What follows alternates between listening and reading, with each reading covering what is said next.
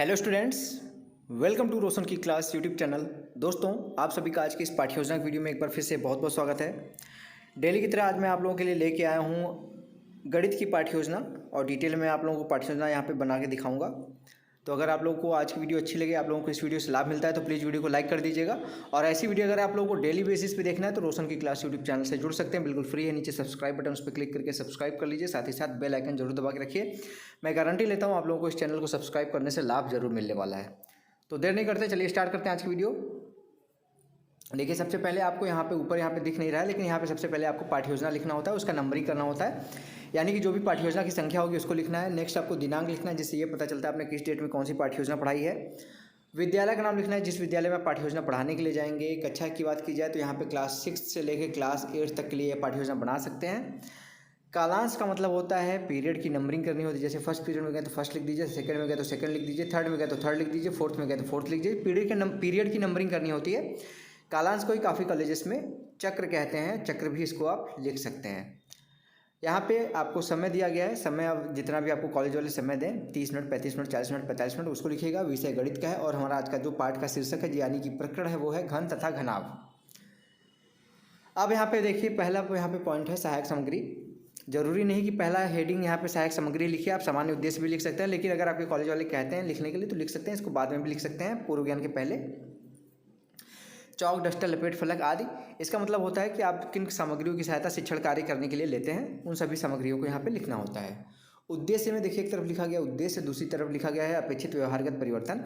यह आपका विशिष्ट उद्देश्य है, यानी कि इसमें आपको आपका जो टॉपिक होता है उसको पढ़ाने के बाद बच्चों को आप क्या सिखाना चाहते हैं, ये चैप्टर पढ़ाने के बाद उनके अंदर किस प्रकार की नॉलेज डेवलप करना चाहते हैं ये चैप्टर पढ़ने के बाद। तो यहाँ पे देखिए, पहला हेडिंग है, कम से कम 2 से 3 पॉइंट, मैक्सिमम 5 से 6 पॉइंट लिखना होता है इसमें। तो फर्स्ट पॉइंट है ज्ञान।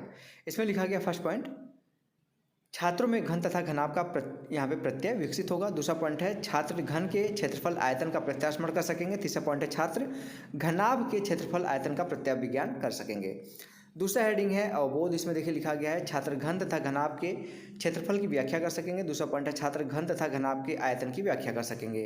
अगला पॉइंट है यहाँ पे देखिए, छात्र घन तथा घनाभ के ज्ञान का, यहाँ पे ज्ञानोपयोग लिख दीजिएगा, ज्ञानोपयोग, इसको एक लाइन में लिख लीजिएगा। यहाँ पे छूट गया तो लिख दीजिए मैंने। छात्र घन तथा घनाभ के ज्ञान का उपयोग दैनिक जीवन में कर सकेंगे। दूसरा पॉइंट, छात्र घन तथा घनाभ के ज्ञान का उपयोग उच्च अध्ययन में कर सकेंगे।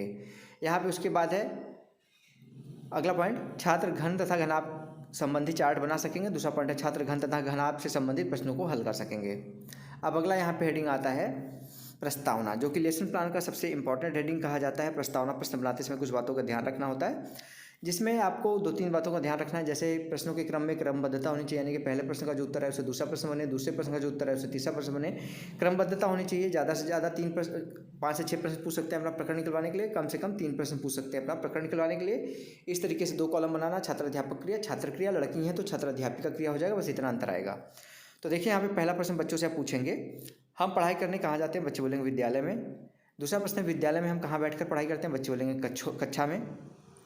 तीसरा प्रश्न है, कक्षा की दीवार की आकृति कैसी होती है, बच्चे बोलेंगे आयताकार।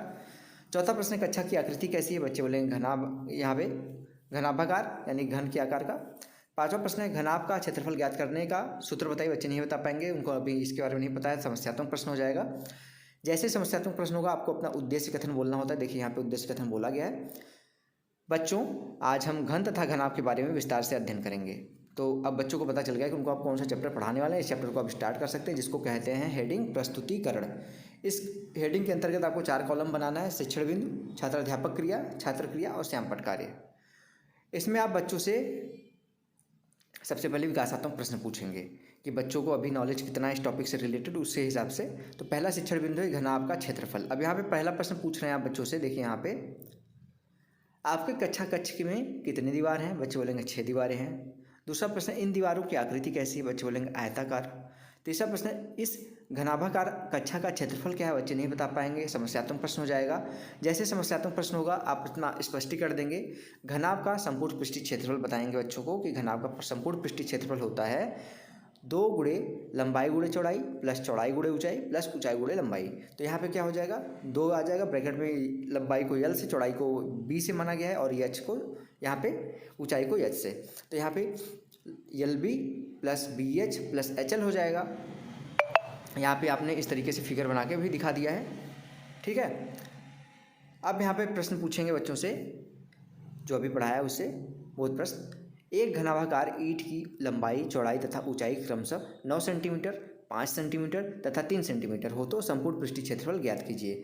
तो यहाँ पे आप सभी को पता है कि घनाभ की लंबाई है यहाँ पे 9 सेंटीमीटर, चौड़ाई है 5 सेंटीमीटर, ऊंचाई है 3 सेंटीमीटर। तो संपूर्ण पृष्ठीय क्षेत्रफल का सूत्र लगा दीजिए, 2 गुणे ब्रैकेट में LB plus BH plus HL। यहाँ पे आप यहाँ पे मान रख दीजिए इस सूत्र में, ठीक है। 2 गुणे LB की जगह 9 गुणे 5, BH की जगह पे 5 गुणे 3 और HL की जगह पे 3 गुणे 9 हो जाएगा। 9 गुणे 5 45 हो जाएगा, 5 गुणे 3 15 हो जाएगा और 9 गुणे 3 27 हो जाएगा। 27 15 और 45 जोड़ेंगे 60 आएगा, 60 और 27 जोड़ेंगे 87 आएगा, 87 गुणे 2 हो जाएगा आपका 174 वर्ग सेंटीमीटर, क्योंकि यहाँ पे आपका पृष्ठीय क्षेत्रफल है जो वर्ग सेंटीमीटर में आएगा। अब दूसरा यहाँ पे घनाभ का दूसरा शिक्षण बिंदु है घनाभ की चारों दीवारों का क्षेत्रफल, ठीक है। अब 4 दीवार की क्षेत्रफल के बारे में बात हो रहा है, ऊपर और नीचे की बात नहीं हो रही है। तो एक प्रश्न पूछेंगे यहाँ विकासात्मक। एक कक्षा हाल 10 मीटर लंबा, 5 मीटर चौड़ा तथा 5 मीटर ऊंचा है। हाल की चारों दीवारों का क्षेत्रफल ज्ञात करो। चारों दीवारों को ज्ञात करना है, यानी कि जो इस तरीके से घनाभ बना था ना, इस तरीके से बना था, आपने देखा था अभी, ठीक है, इस तरीके से था। तो इसमें आपको ये वाली और ये वाली चीज़ दीवार तो है नहीं, ये छत है और ये ज़मीन है, दीवार तो ये चारों हैं। तो इन चारों दीवारों का आपको क्षेत्रफल यहाँ पे निकाल के बताना है। तो घनाभ की लंबाई, चौड़ाई, ऊंचाई दी गई है यहाँ पे 5 सेंटीमीटर, 5 मीटर, 10 मीटर और 5 मीटर। अब घनाभ के यहाँ पे संपूर्ण क्षेत्रफल का आपको सूत्र पता है, 2 गुणे LB plus BH plus HL, ये निकाल लिया, ठीक है। अब वर्ग का क्षेत्रफल यहाँ पे वर्ग तथा फर्श तथा छत का क्षेत्रफल निकाल के उसमें से माइनस कर देंगे टोटल में से। तो 2 गुणे यहाँ पे आपका हो जाएगा L इंटू B। तो 2 गुणे 10 गुणे 5 हो जाएगा। तो यहाँ पे 10 गुणे 5 50, 50 गुणे 2 100 हो जाएगा।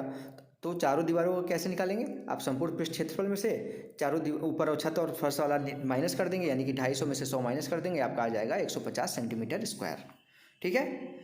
आशा करता हूँ आप लोगों को ये क्वेश्चन समझ में आ गया होगा। अब आगे बढ़ते हैं तीसरे शिक्षण बिंदु की तरफ, घन का क्षेत्रफल। घन किसे कहते हैं? स्पष्टीकरण में यहाँ पे बताया गया, घन का पृष्ठीय क्षेत्रफल होता है 6a स्क्वायर। ये क्या है? यहाँ पे भुजा है, यानी कि सभी भुजा यहाँ पे सेम है। LB plus BH plus HL वाले में ही रख देंगे अगर आप सभी भुजाओं को सेम, तो यही आ जाएगा 6a स्क्वायर, यानी कि 6 गुणे भुजा का स्क्वायर, ठीक है। ये हो गया आपका घन का क्षेत्रफल का। अब यहाँ पे प्रश्न है, एक घन जिसकी प्रत्येक भुजा 7 मीटर है तो पृष्ठ क्षेत्रफल ज्ञात कीजिए। तो यहाँ पे क्या करना है, 7 का स्क्वायर कर देना 6 में गुणा करके। तो 7 का स्क्वायर होता है 49, 49 गुणे 6 आपका 294 सेंटीमीटर स्क्वायर आ जाएगा। अगला शिक्षण बिंदु है घन तथा घनाभ का आयतन। स्पष्टीकरण है, घन तथा घनाभ का आयतन होता है L into B into H, ठीक है। लंबाई गुणे चौड़ाई गुणे ऊंचाई। प्रश्न है, प्रश्न से आपको समझ में आएगा, बच्चों को समझा सकते हैं आसानी से। एक 7 सेंटीमीटर लंबे, 5 सेंटीमीटर चौड़े और 2 सेंटीमीटर ऊंचे घनाभ का आयतन ज्ञात कीजिए। अब आयतन की बात हो रही है तो लंबाई गुणे चौड़ाई गुणे ऊंचाई हो जाएगा। तीनों चीज़ें बताई गई हैं, लंबाई 7 है, चौड़ाई 5 है और ऊंचाई 2 है।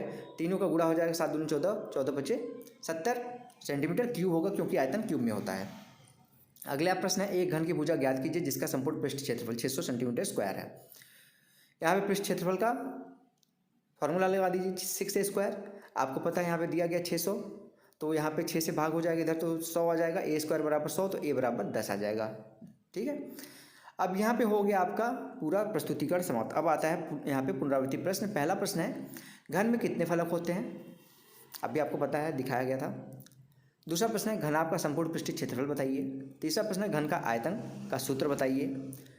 अब लास्ट यहाँ पे हेडिंग आता है आपका गृह कार्य, यानी कि बच्चों को घर पढ़ा तो लिया आपने, अब घर से करके लाने के लिए उनको गृह कार्य जरूर दीजिए, जिससे बच्चे घर पे जाएं और आपके द्वारा दिए गए कार्यों को पूरा करें, रिवाइज करें। आपका जो पढ़ाने का ये चैप्टर उद्देश्य था, कोई ना कोई उद्देश्य तो रहेगा ही चैप्टर पढ़ाने का, तो ये उद्देश्य पूरा हो सके। वो पूरा तब होगा जब बच्चे को आप पढ़ा दिए हैं, वो बच्चे घर पर जाएंगे, उस चीज़ को रिवाइज करेंगे, तो क्या होगा, वो आपका उद्देश्य जो था वो कंप्लीट होने के ज़्यादातर चांसेज बन जाते हैं।